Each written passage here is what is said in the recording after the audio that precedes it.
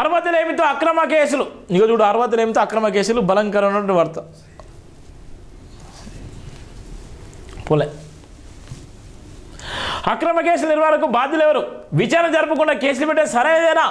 స్టేషన్ల వారీగా భూకల్పిదారులేవా? భూకల్పిదారులను మరిచివేస్తే సత్తా పోలీస్ శాఖకు లేదా? పైసా పెట్టు పోస్టింగ్ కొట్టు, ఇంకెంతకాలం దందా.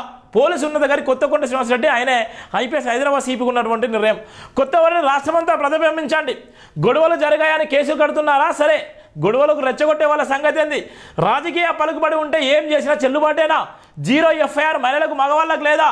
ఎస్ఐలు కట్టే కేసులతో కుస్తీలు పడుతున్న న్యాయమూర్తులు, న్యాయస్థానం శాసిస్తున్న అక్రమ కేసులు, గేటెడ్ హోదా కలిగిన సిఐలు కేసులు ఎందుకు కట్టడం లేదు? బడాబాబుల కేసులు న్యాయానికి సలహాలు, అక్రమ స్థిరాస్తుల సంపదకు బట్టి రౌడ్ షీట్స్ పీడియాట్స్ నమోదు చేయాలి. సామాన్య బాధితులను బలిగొంటున్న ఎస్ఐలు అక్రమ కేసులు, పోస్టింగ్ల ఉత్తర్వుల కోసం నాయకుల పైసలు దుబ్బుతున్నారా? గత పాలనంతా గిట్లనే పాడు చేశారు. నేడు అదే ధోరణి కొనసాగుతుంది. విచారించి కేసు కడతారా? కేసు పెట్టి విచారిస్తారా? ఇదెక్కడి గందరగోళ పరిస్థితులు. రాష్ట్ర పోలీస్ శాఖలో సమూల మార్పులు సంభవించాలి. డాక్టర్ బరిగెల శివ. ఇక్కడ ఉన్నటువంటి దౌర్భాగ్యమైనటువంటి పరిస్థితి ఏంటంటే, గత ప్రభుత్వంలో ఉన్నటువంటి ఫైరోలు ఈ ప్రభుత్వాలు కూడా అదే ఉన్నాయి. ఒక ఎఫ్ఐఆర్ ఇవ్వడానికి ఎస్ఐ అక్కడ విచారణ చేసేటువంటి అధికారి.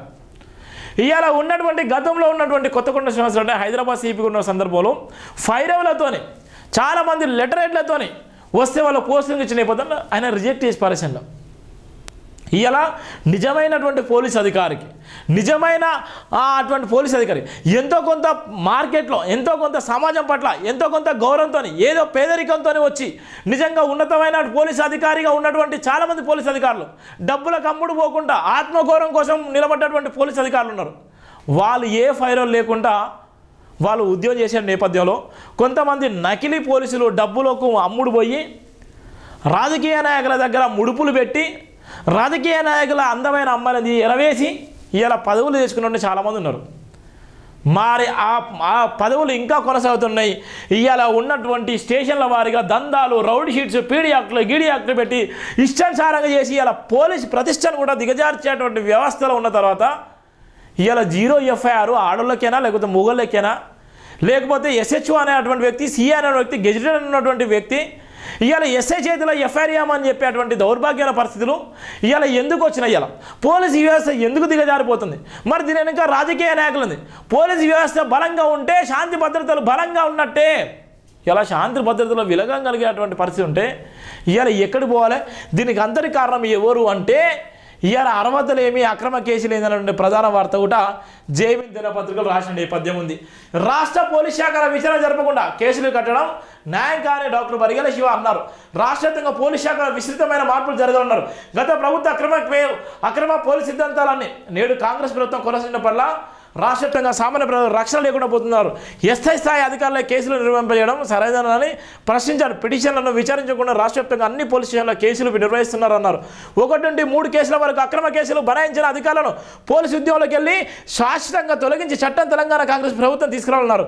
అధికార అహంతో అడ్డు అదుపు లేకుండా కట్టబడుతున్న అక్రమ కేసులన్నీ విపరీతంగా పెరుగుతున్నాయన్నారు. అందులో భాగంగా పైసలు ఉన్నోళ్ళకు ఒక రకమైన న్యాయం, పలుకుబడి ఉన్నోళ్ళకు మరో రకమైన న్యాయం జరుగుతుందని, దానివల్ల ఎటు తెలుసుకోలేక బాధపడుతున్నటువంటి సామాన్య ప్రజలకు తీవ్ర అన్యాయం జరుగుతుందన్నారు. రాష్ట్రవ్యాప్తంగా సామాన్యుల రక్షణ కోసం పోలీస్ స్టేషన్లు ఆశ్రయించి ఆనవాయితీ కలదన్నారు. రాజకీయ నాయకులు అండ ఉంటే ఏం చేసినా మాపేరంటూ స్టేషన్ల వారీగా నిర్వహించబడుతున్న కేసుల ఆధారాలు వెల్లడిస్తున్నాయి అన్నారు. పైసలు ఉన్నోళ్ళ కేసులో వాస్తవ నేరం దాగుతున్నప్పటికీ నెలల పాటు చేతులు దులిపేసుకుంటున్నారన్నారు. ఈ రకంగా పలుకుబడి పైసా ఉన్నోళ్లకు ఒక రకమైన ఎఫ్ఐఆర్లు, ఆ మర్యాద, ఆ 2 లేనోళ్లకు మరో రకమైన మర్యాదలు, భయంకరమైనటువంటి దౌర్భాగ్యమైనటువంటి పరిస్థితులు మనం చూస్తున్నామంటే ఎంత దారుణంగా ఉందో, ఎంత బలంగా ఉందో మనం చూస్తున్నాం. ఇంత దారుణమైనటువంటి దౌర్భాగ్యమైనటువంటి నికృష్టపు ఆలోచన కలిగినటువంటి ఈ యంత్రాంగం ఎప్పుడు మారుతుంది? ఈ యంత్రాంగం ఎప్పుడు మారుతుంది? ఈ యంత్రాంగానికి ఎప్పుడు డబ్బులు వస్తాయి? ఏమైపోతుంది? ఇంత దారుణమైనటువంటి నేపథ్యం అయితే మనం చూస్తున్నాం.